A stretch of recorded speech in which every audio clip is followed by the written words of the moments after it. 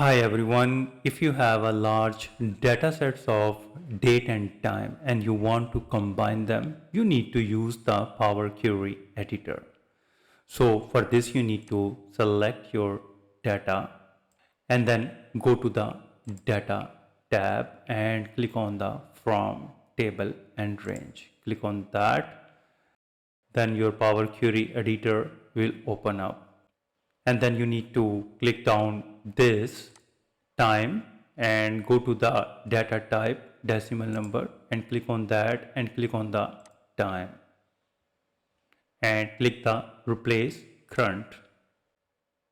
And now you need to hold down the control key and select the both column. And now go to the add column and click on the merge columns. And now set the separator to the space. And you can also give a new column name here and then click OK. And now you need to right click the new column header and click on the change type and change it to the date and time. And now click on the home and click on the close and load. So Excel is loading the new sheet. Click OK.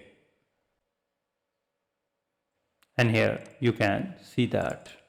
So go to the first, and whenever you change the data, for example, if you change it to 22 to 01, 1st August, and then go to the table and right click and refresh it. And it has been changed here also. So this is pretty simple and easy. I hope you understand how you can combine the date and time with the Power Query editor. If you think this video is helpful, please support my channel. Thanks for watching.